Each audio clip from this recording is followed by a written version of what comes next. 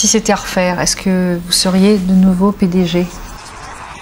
Alors Jacques, vous avez 64 ans, vous êtes marié, vous avez 2 enfants. Vous étiez donc cadre moyen dans une entreprise. Oui. Et tout à coup, donc, vous avez hérité. Et vous avez hérité donc de cette entreprise qui employait 1500 personnes, près, oui. là, plus, je crois, des tas d'autres choses. Il y avait un appartement dans le 16e arrondissement, Oui. superbe, qui faisait à peu près 580 mètres carrés, avec de très belles choses. Donc vous avez hérité de votre oncle. Oui. C'était complètement inattendu. Absolument. C'était une grosse fortune et à l'heure actuelle, vous avez presque tout perdu. J'ai perdu la partie, si vous voulez, que j'aurais voulu gagner, à savoir maintenir les 15 sans emploi, voire les faire peut-être progresser, surtout à une époque où on parle tant du chômage. Malheureusement, je n'y suis pas parvenu. Et il y a plusieurs raisons à ça. C'était déjà une fortune à laquelle vous ne pensiez absolument pas. Vous étiez l'employé de votre oncle? Absolument. J'étais cadre moyen. Oui. Vous ne saviez pas que vous étiez son héritier? Absolument pas. Même mon père, son frère, ne le savait pas. Ce qu'il faut dire, c'est que vous êtes donc... votre père, c'était un père adoptif. Adoptif, c'est ça. Enfin, il m'avait donné leur nom quand même. Donc, j'étais de la famille. Et j'ai joué le jeu aussi. Et rien qu'à cause de ça, je ne pouvais pas refuser. C'est évident. Oui, ça a compté. Je portais le nom de mon oncle et de mon père. Et ça, c'était très important aussi, l'image de marque. Mais c'était une chose que vous n'aviez pas envisagée. Ah bah bien sûr, bien sûr, bien sûr. Non seulement je ne l'envisageais pas, mais encore moins je l'espérais, parce que c'était pas du tout mon j'étais, je crois, un bon employé, un bon cadre. J'ai toujours rendu service à la maison dans la mesure de mes moyens, sans regarder à mon temps. J'étais pas un employé comme les autres, c'est vrai, j'étais le neveu de l'oncle. Hein. C'était quand même important aussi. Je tenais ma place le mieux possible. Donc personne ne vous avait prévenu et votre oncle jamais ne vous en avait parlé? Nous ne savions pas. Nous l'avons appris, il est mort un vendredi soir, et nous avons appris par le notaire auquel avait été déposé le testament de mon oncle que c'était moi le légataire universel. Comment vous avez-vous reçu cette nouvelle? J'avoue que j'étais abasourdi, effectivement. Je ne m'attendais pas d'une chose pareille.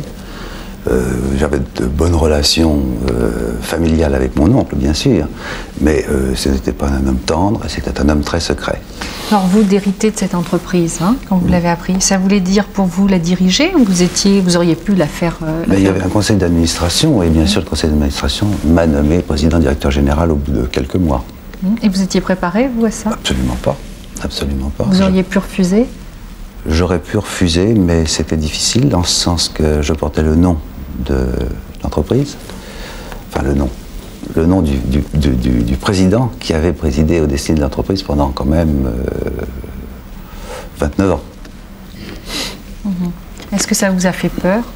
J'ai eu un peu peur, mais j'ai dit après tout, pourquoi pas. Comment les autres personnes dans l'entreprise qui vous voyaient comme eux, finalement, ont réagi à ça, à cette nouvelle? Je pense que dans l'ensemble, ils étaient tous d'accord. Bon, il y avait peut-être quelques personnes qui étaient peut-être opposées, mais enfin, je n'ai jamais tellement attiré mon attention là-dessus, et puis c'est pas ce qui me passionnait. Donc vous vous êtes retrouvé finalement à la tête de plusieurs entreprises. Oui. Sur combien d'années vous avez perdu la maison mère et les filiales? De 79, si vous voulez, à 88. Mais enfin, l'activité réelle avait déjà cessé en 86-87. Et alors comment vous expliquez, vous, qu'en 9 années, vous ayez été obligé de faire des dépôts de bilan et de vendre? Les concurrents m'ont pas facilité, l'État français ne m'a pas aidé comme j'aurais souhaité qu'il le fasse. Oui. Et puis, j'avais peut-être pas non plus été préparé aussi à une pareille charge sur les épaules. J'ai fait ce que j'ai pu, j'ai été conseillé le mieux que j'ai pu être conseillé. J'avais un très bon notaire qui m'a bien conseillé et qui m'a dit, halte là, à un moment donné, il faut arrêter. Vous vous êtes dit, Jacques, à un moment donné, que si votre oncle avait été là, l'entreprise aurait pu perdurer? Tant qu'il était là, il y avait des risques, c'est certain, il y avait des risques. Mais tant qu'il était là, c'était quand même le patron. J'étais une pièce rapportée, c'est certain, c'est certain. Bon, ils ont vu les faiblesses, les concurrents, les étrangers concurrents ont vu les faiblesses de ma situation. Certainement, ils en ont profité. Est-ce que tout ça, vous avez des regrets? J'ai des regrets, bien sûr, mais pas de remords. Je ne crois pas avoir quoi que ce soit à me reprocher, enfin, sauf que j'avais pas la science infuse, évidemment.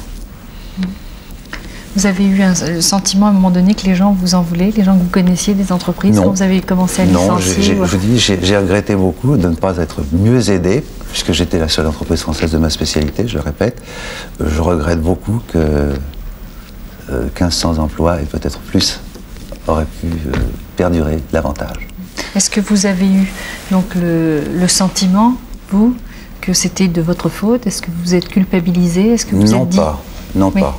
Jamais. Vous vous êtes dit, je n'étais pas là. Je me regarde tous les matins dans la glace et je ne rougis pas de ce que j'ai fait parce que j'ai tout laissé, si vous voulez. J'avais avancé un compte courant fabuleux, même pour ma richesse personnelle. J'en avais pas ça, bien sûr au départ, d'environ 40 millions au groupe. Est-ce que vous avez votre héritage personnel, les 40 millions, vous les avez investis aussi dans les entreprises et vous avez tout perdu dans le même temps? Bien sûr. Alors j'ai récupéré, si vous voulez, 7-8 millions à peu près. C'est tout. Et l'appartement? L'appartement a été vendu assez rapidement. C'est-à-dire qu'on a vendu les tapisseries, les bibelots, les meubles qui avaient une certaine valeur. Pour investir dans les entreprises? Bien sûr, bien sûr. C'est avec cet argent-là que j'ai pu aider les établissements hospitaliers à surnager pendant plusieurs années. Si c'était à refaire, est-ce que vous seriez de nouveau PDG? Pas dans les mêmes conditions. Il faudrait que j'y sois préparé. Donc ce serait mettre quelqu'un d'autre à votre place? C'est la grande conclusion. En fait, un héritage, ça se prépare et ça doit être. Et on doit préparer les gens qui vont vous succéder.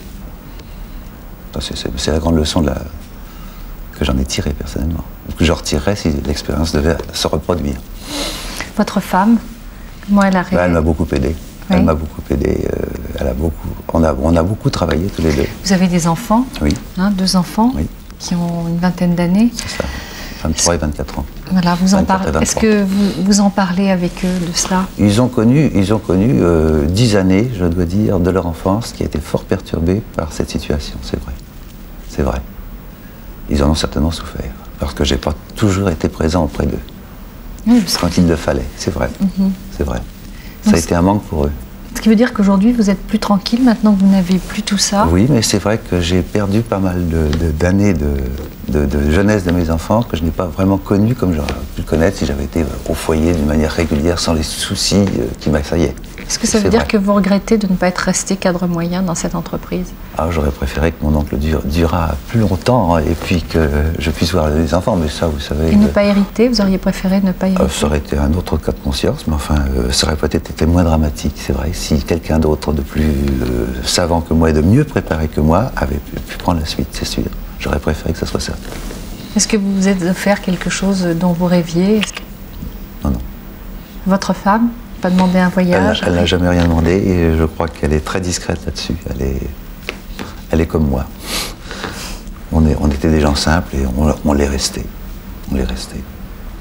On ne s'est pas du tout gargarisé de cette... D'ailleurs, on n'avait pas idée que ça pouvait nous arriver, donc on est vraiment tombé de l'armoire, si je peux m'exprimer ainsi. Est-ce que vous l'avez vécu? Est-ce que vous le vivez aujourd'hui comme un échec ou simplement comme une chose qui... Un échec, sûrement, oui. C'est certain, mais... Qu'y faire? Ce qui est fait est fait. Je ne peux pas revenir dessus. C'est pas possible. Donc si vous aviez un conseil à donner? Qu'on prépare bien la succession, qu'on va donner, et qu'on prépare ceux qui vont la recevoir aussi à la recevoir dignement et efficacement. Pour ne rien manquer sur ma chaîne Ina Mireille Dumas, abonnez-vous et activez la cloche.